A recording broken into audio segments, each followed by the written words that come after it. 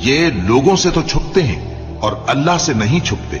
حالانکہ جب یہ راتوں کو ایسی باتوں کے مشورے کیا کرتے ہیں جن کو وہ پسند نہیں کرتا تو وہ ان کے ساتھ ہوا کرتا ہے،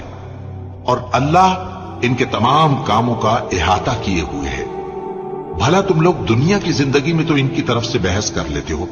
سو قیامت کے دن ان کی طرف سے اللہ کے ساتھ کون بحث کرے گا اور کون ان کا وکیل بنے گا؟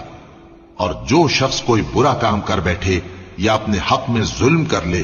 پھر اللہ سے بخشش مانگے تو اللہ کو بڑا بخشنے والا، بڑا مہربان پائے گا۔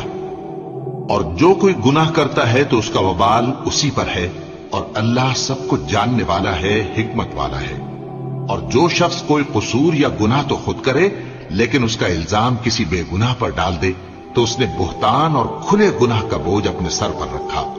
اور اے نبی، اگر تم پر اللہ کا فضل اور اس کی مہربانی